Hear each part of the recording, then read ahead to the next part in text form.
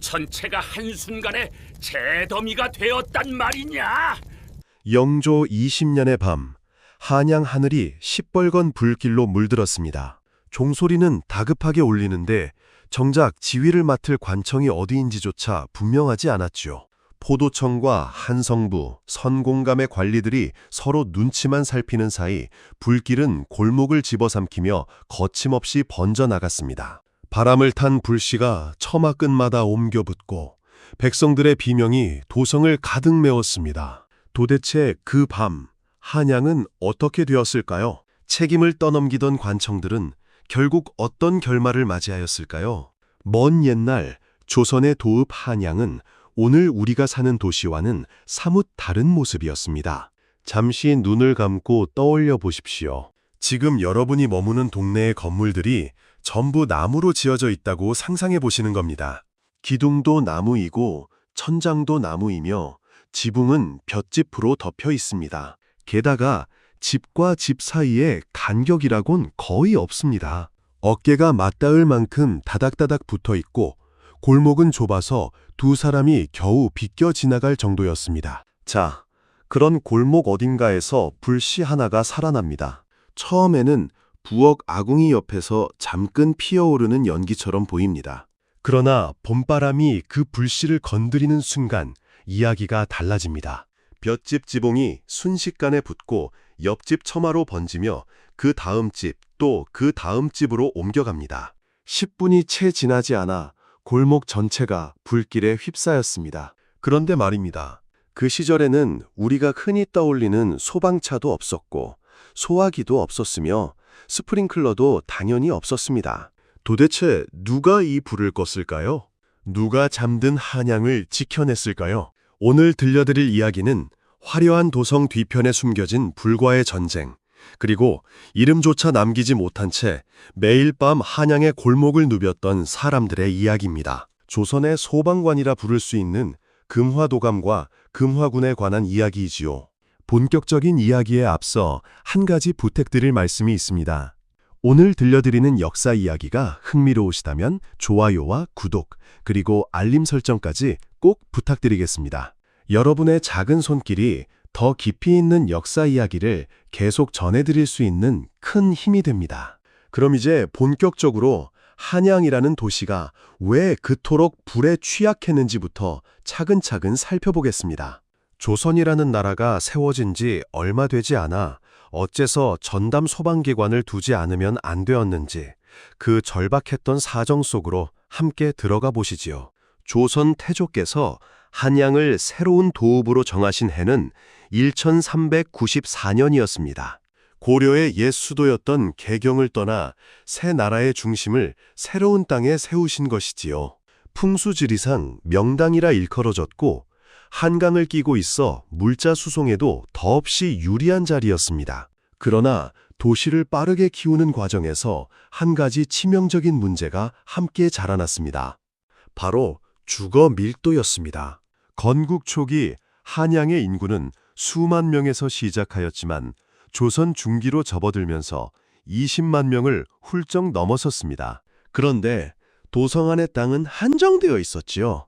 북쪽으로는 북악산이 버티고 있었고 남쪽으로는 목멱산이, 동쪽과 서쪽으로는 낙산과 인왕산이 도성을 빙 둘러 에워싸고 있었습니다. 사람은 자꾸만 늘어나는데 땅은 좁으니 집이 촘촘해질 수밖에 없었던 것입니다.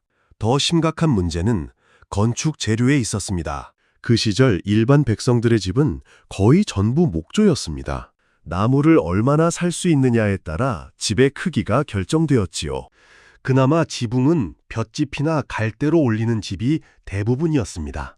이런 집들이 서로 처마를 맞대고 붙어 있었으니 불에 얼마나 취약했을지 짐작이 가실 것입니다. 오늘날 건축에서 흔히 쓰이는 방화철이나 불에 타지 않는 재료는 그 시절에는 꿈도 꾸지 못했습니다. 게다가 한양 사람들의 생활 방식 자체가 불과 한 몸이었습니다. 난방은 아궁이에 불을 지피는 온돌이었고 밥을 짓는데도 불을 써야 했지요.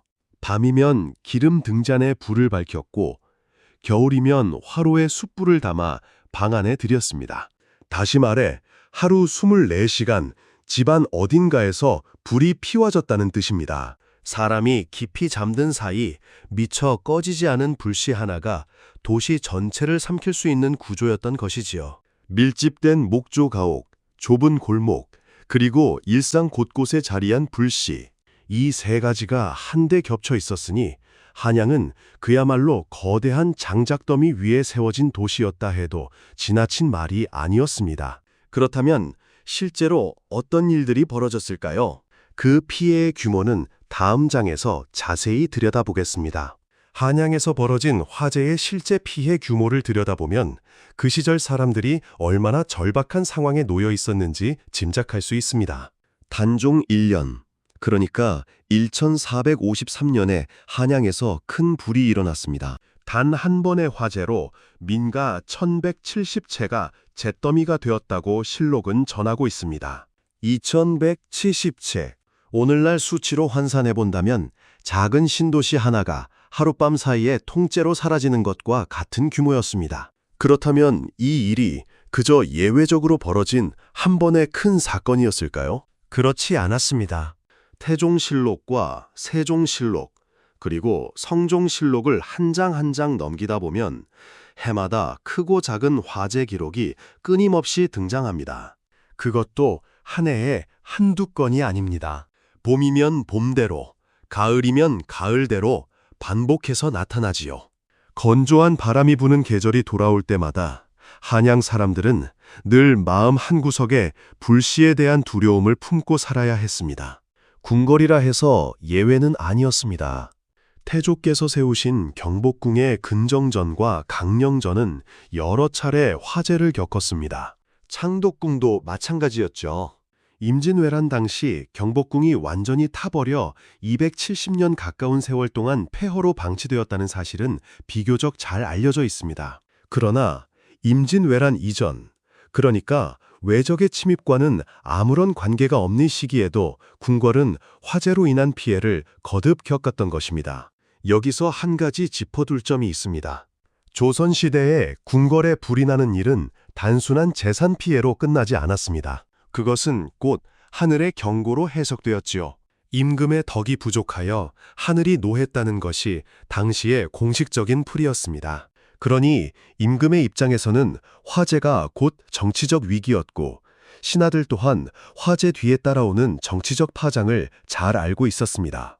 이렇게 백성의 집이 무너지고 궁궐의 정각마저 잿더미가 되는 일이 거듭되자 결국 임금이 직접 나서야 하는 때가 오고야 말았습니다. 그분이 바로 태종이셨습니다. 다음 장에서는 태종께서 어떤 결단을 내리셨는지, 그리고 그 결단으로 어떤 기관이 세상의 모습을 드러냈는지 차근차근 살펴보겠습니다.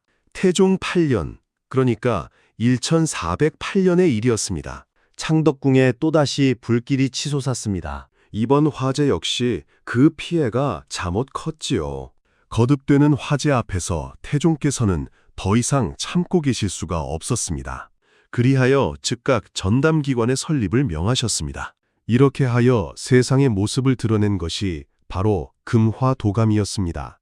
조선이라는 나라가 세워진 지 불과 16년 만의 일이었지요. 금화도감이라는 이름을 한 글자 한 글자 풀어보면 그 뜻이 분명하게 드러납니다. 금화, 곧 불을 금한다는 의미입니다. 도감은 본디 임시로 두는 관청을 가리키는 말이었지요. 처음에는 그저 임시기관으로 출발하였지만 시일이 흐르면서 상설기관으로 굳어지게 되었습니다. 한 나라의 도읍을 지키는 일이 어찌 임시로 그칠 수 있겠습니까? 화재가 끊이지 않는 한양의 현실이 결국 금화도감을 상설 조직으로 자리 잡게 만든 것이지요. 조선 초기의 법전인 경국대전을 펼쳐보면 금화도감의 조직 구성이 비교적 자세히 나옵니다. 가장 높은 자리에 제조 한 분이 계셨고 그 아래로 재검과 별좌, 별제를 합쳐 5분이 있었습니다. 그리고 직장 2분, 봉사 2분, 참봉 6분이 그 뒤를 이었지요. 다만 이분들은 모두 관리직, 즉 책상에서 일을 도모하고 명령을 내리는 자리였습니다. 정작 한밤중 좁은 골목을 누비고 불길 앞에 양동이를 들이미는 사람들은 따로 있었습니다. 바로 금화군이라 불리던 이들이었지요. 금화군은 어떤 사람들이었을까요? 결론부터 말씀드리자면 자원에서 나선 사람들이 아니었습니다. 부역으로 동원된 한양의 백성들이었지요. 조선시대 성인 남성에게는 다양한 국가 의무가 부과되었습니다. 군역이 있었고 요역이 있었으며 이런저런 관청의 인력으로 끌려나가는 일도 있었지요. 금화군 복무 또한 그 가운데 하나였습니다. 그 규모는 보통 수백 명 정도였고 한양을 구역별로 나누어 담당하였으니 오늘날 소방서가 지역별로 배치되어 있는 것과 어딘가 닮은 체계였습니다. 그렇다면 이 금화군이 실제로 어떤 일을 하였는가? 그 구체적인 임무로 들어가 보겠습니다. 금화군의 임무는 크게 세 가지로 나누어 볼 수 있습니다. 첫째는 야간 순라였습니다. 금화군은 날마다 밤이 되면 한양거리 곳곳을 돌았습니다. 그 좁은 골목을 횃불 하나에 의지해 걸어 다니며 무엇을 살폈을까요? 집집마다 저녁 취사를 마친 뒤 아궁이 불을 제대로 껐는지, 등잔이 그대로 켜진 채 방치되어 있지는 않은지, 화토불이 사람 없는 자리에 켜져 있지는 않은지를 꼼꼼히 들여다보았습니다. 오늘날의 소방관께서 건물 안전 점검을 나오시는 것과 그 역할이 잠옷 비슷하지요. 특히 봄철 건조기와 가을 바람이 매서운 시기에는 순라를 도는 횟수를 큰 폭으로 늘렸습니다. 바람과 마른 공기는 곧 불시의 가장 든든한 동무였으니까요. 둘째는 방화선의 관리였습니다. 불이 한번 났다 하면 옆집으로 그 옆집으로 거침없이 번져나가는 것이 한양의 현실이었습니다. 이를 막기 위해 도성 안의 특정 구역에는 아예 집을 짓지 못하도록 막아두었습니다. 오늘날 건축법에서 건폐율을 정하고 방화 구획을 두는 것과 같은 발상이었지요. 비워둔 그 공터는 평상시에는 그저 비어있는 땅처럼 보이지만 일이 터졌을 때는 불길이 더 이상 나아가지 못하도록 완충지 노릇을 톡톡히 하였습니다. 금화도감은 이 자리가 누군가에 의해 슬그머니 점유되지 않도록 지키는 책임까지 짊어지고 있었습니다. 셋째는 우물의 관리였습니다. 한양 곳곳에 우물을 파고 그 우물이 늘 재구시를 하도록 유지하였지요. 불이 났을 때 즉시 물을 길어다 쓸 수 있어야 하였기 때문입니다. 우물이 막히거나 더러워지면 금화도감이 즉시 손을 보았습니다. 우물의 자리 또한 중요했습니다. 화재가 일어나기 쉬운 밀집 주거지역 가까이에 우물이 있어야 초기에 불길을 잡을 수 있었기 때문이지요. 순라를 돌아 불씨를 미리 단속하고 빈터를 지켜 불길의 길목을 끊고 우물을 매만져 물을 준비해 두는 일. 이 세 가지가 한양을 지키는 가장 기본이 되는 일이었습니다. 그렇다면 이런 준비에도 불구하고 결국 불이 일어나고만 그 순간 금화군은 어떻게 움직였을까요? 다음 장에서는 실제 진화 현장의 모습을 들여다보겠습니다. 불이 실제로 일어났을 때 금화군과 한양 백성들이 쓸 수 있었던 진화 방법은 크게 세 가지였습니다. 그리고 이 세 가지는 오늘 우리 눈으로 보더라도 잠옷 흥미로운 데가 있지요. 첫 번째는 물을 뿌리는 방법이었습니다. 가장 직관적이면서도 가장 효과가 제한적이었던 방법이지요. 소방차 한 대에 수천 리터의 물을 싣고 달려오는 오늘날과는 사정이 영 달랐습니다. 그 시절에는 사람이 직접 양동이를 들고 우물에서 화재 현장까지 왕복해야 했습니다. 발빠른 장정이라 하여도 한 번에 나를 수 있는 물의 양은 10리터 안팎에 지나지 않았지요. 그래서 화재 현장에서는 수십 명이 길게 줄을 서서 양동이를 차례로 넘기는 방식으로 물을 댔습니다. 그러나 한번 거세게 일어선 큰 불 앞에서는 이 방법만으로는 도무지 역부족이었습니다. 그래서 두 번째 방법이 실제로는 더 자주 쓰였습니다. 바로 철거였지요. 불이 더 번지기 전에 가까이 있는 건물을 미리 부수어 버리는 일이었습니다. 도저히 끌 수 없겠다고 판단되면 불길이 향하는 앞쪽의 집부터 먼저 헐어버렸지요. 집이 없으면 불이 옮겨붙을 자리도 없으니 자연히 불길이 멈춘다는 원리였습니다.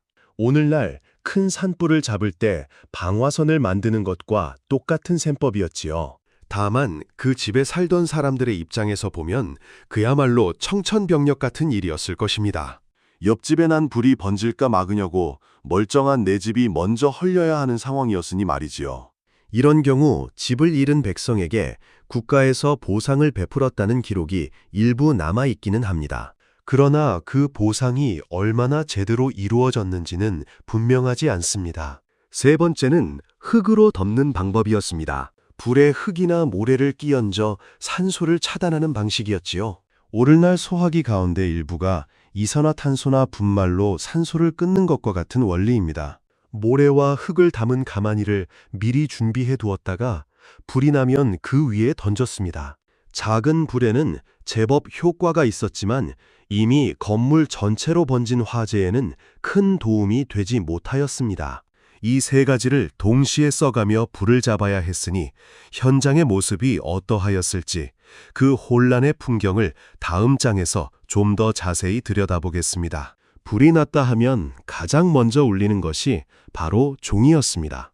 한양의 밤하늘에 다급한 종소리가 퍼지면 금화군과 인근 관리들이 급히 달려나왔지요. 그 소리만으로도 골목에 잠들어 있던 백성들이 자리에서 벌떡 일어나 거리로 쏟아져 나왔습니다.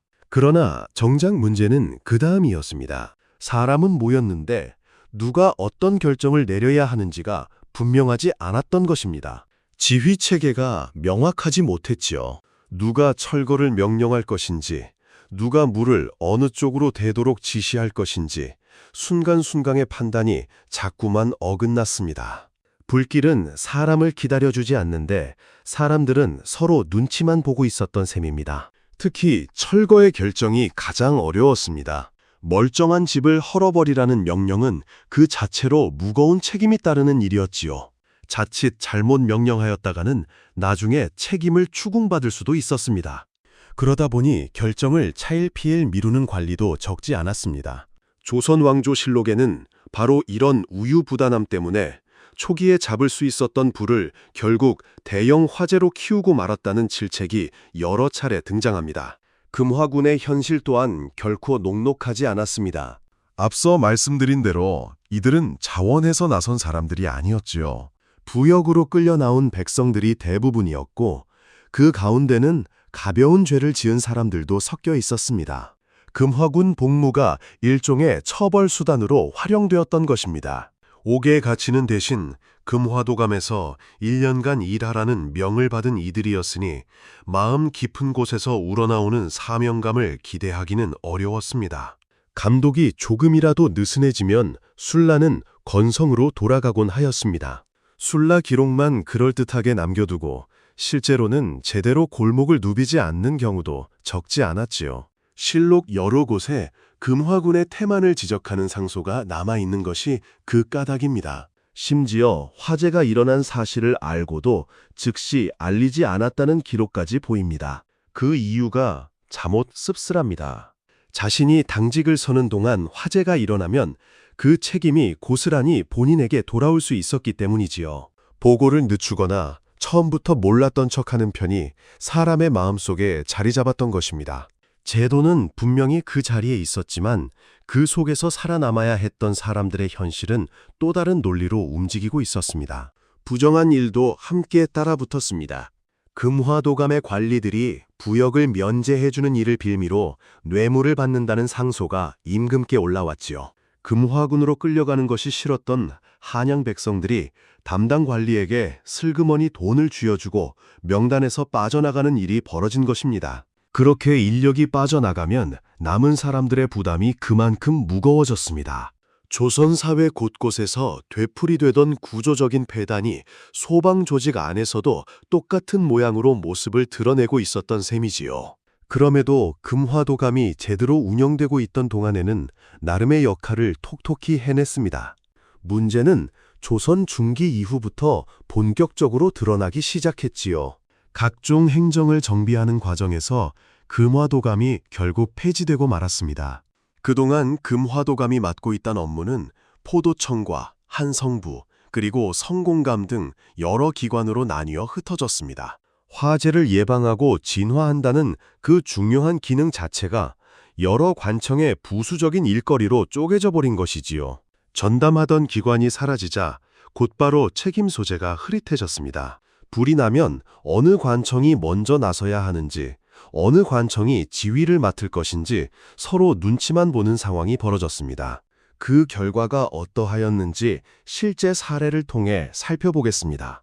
영조 20년, 그러니까 1744년에 한양에서 또다시 큰 불이 일어났습니다. 기록에 따르면 그 한 번의 화재로 수천 채에 이르는 집이 잿더미가 되었다고 합니다. 영조께서는 진화 과정의 혼란상에 크게 분노하셨습니다. 명령체계가 제대로 서 있지 않은 채 사람들이 그저 이리저리 뛰어다니기만 하였다는 것이었지요.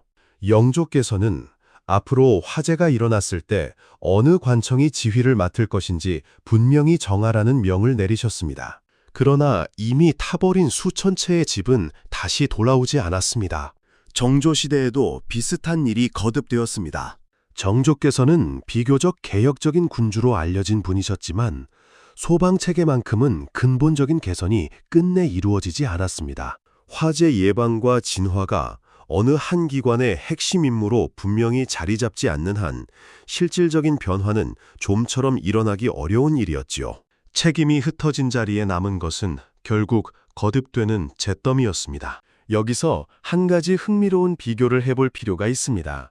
같은 시기 바다 건너 일본의 도시 에도는 어떠하였을까요?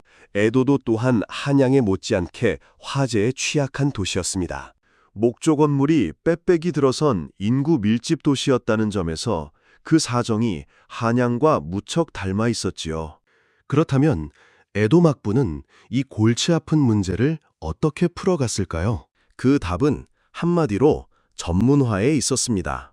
18세기 초 에도 막부는 마치 히케시라 불리는 전문 소방 조직을 정비하였습니다. 이들은 부역으로 끌려 나온 백성들이 아니었습니다. 제대로 된 급료를 받으며 오직 소방만을 전담하는 사람들이었지요. 오늘날의 직업 소방관에 가까운 존재였다 보시면 됩니다. 각 구역마다 팀이 나뉘어 있었고 독자적인 지휘체계까지 갖추고 있었지요. 화재가 일어났을 때 어느 팀이 어떤 역할을 맡을 것인지가 분명하였으니 한양에서 보았던 우왕좌왕하는 풍경과는 사뭇 다른 모습이었습니다. 이 대목에서 자연스레 떠오르는 또 하나의 비교가 있습니다. 집신 한 켤레를 두고 일본은 전문 장인이 만들고 조선은 농민이 부업으로 만들었다고 흔히 이야기되지요. 소방의 모습 또한 그와 다르지 않았습니다. 일본은 전문 조직, 조선은 부역 동원이었습니다. 두 나라가 같은 문제를 두고 얼마나 다른 길을 선택하였는지를 보여주는 또 하나의 사례라 할 수 있겠습니다.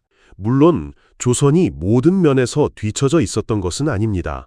분야에 따라서는 당대로서도 손꼽힐 만한 기술을 갖춘 영역이 분명히 있었지요. 그러나 적어도 소방이라는 분야에서만큼은 제도적인 한계를 조선이 끝내 넘어서지 못하였다는 점은 부인하기 어렵습니다. 여기에 또 한 가지 짚어둘 점이 있습니다. 같은 불 앞에서도 조선 사회 안에는 신분의 차이가 분명히 존재하였다는 사실입니다. 불길이 번질 때 어느 방향으로 철거할 것인지를 결정하는 과정에서 권력 있는 자의 집은 보전되고 힘없는 자의 집이 먼저 헐리는 일이 벌어지고는 하였지요. 불 앞에서조차 조선은 계층이 있었습니다. 그러나 동시에 불은 평등하게 작동하는 순간도 있었습니다. 큰 화재가 일어나면 양반이든 상민이든 함께 거리로 뛰어나와 양동이를 들었습니다. 불이라는 공동의 적 앞에서 신분이 잠시나마 지워지는 순간이었지요. 오늘날 우리는 화재 신고를 하면 채 3분이 지나지 않아 소방차가 도착하는 세상에 살고 있습니다. 전국에 수백 개의 소방서가 있고 수만 명의 직업 소방관이 24시간 자리를 지키고 있지요. 큰 건물에는 스프링클러가 천장마다 달려있고 가정마다 소화기가 비추되어 있습니다. 작은 연기가 피어오르기만 해도 감지기가 곧장 경보를 울려줍니다. 조선시대 한양 사람들은 감히 상상조차 하지 못하였을 시스템 안에 우리는 살아가고 있는 것이지요. 그런데 한번 가만히 생각해 보십시오. 이런 시스템이 만들어지기까지 얼마나 많은 사람들의 노력과 얼마나 긴 시간이 필요하였는지를 말입니다. 금화도감이 처음 세워진 해가 1408년이었습니다. 그로부터 600년이 훌쩍 넘는 세월 동안 수없이 많은 사람들이 불과 싸우며 더 나은 길을 찾아왔습니다. 실패하고 고치고 다시 실패하고 또 고치는 일의 연속이었지요. 이름조차 남기지 못한 금화군들이 있었습니다. 부역으로 끌려나와 매일 밤 한양의 좁은 골목을 누볐던 사람들이었습니다. 무겁고 고된 일이었지요. 위험하기도 한 일이었습니다. 불길이 치솟는 현장에서 이웃집을 손수 헐어야 하는 자리이기도 하였으니까요. 그들이 남긴 기록은 거의 없습니다. 이름도 없지요. 그러나 그 발걸음이 없었더라면 한양의 수많은 백성들이 잠든 사이 불에 휩싸인 집에서 미처 빠져나오지 못하였을 것입니다. 오는 날의 소방관들이 목숨을 걸고 불길 속으로 뛰어드시는 것처럼 그 시절의 금화군 또한 자신들 나름의 방식으로 사람들을 지켰습니다. 체계도 부족했고 변변한 장비도 없었지만 그들은 그 자리를 떠나지 않았습니다. 오늘의 이야기가 우리에게 전해주는 교훈은 잠옷 묵직합니다. 우리가 지금 당연하게 누리고 있는 안전이라는 울타리는 결코 저절로 세워진 것이 아니라는 사실이지요. 수많은 실패와 그 실패를 묵묵히 고쳐온 이름 없는 사람들의 발자국 위에 오늘의 도시가 서 있는 것입니다. 오늘 밤 댁에 돌아가시거든 한 번쯤 떠올려 보시기 바랍니다. 지금 내 집을 지켜주는 이 시스템이 얼마나 많은 시간과 얼마나 많은 사람의 헌신 위에 세워진 것인지를 말이지요. 다음 영상을 빠르게 만나보시려면 좋아요와 구독을 눌러주세요. 그럼 더 재미있는 영상으로 찾아뵙겠습니다. 모두 행복한 하루 보내세요.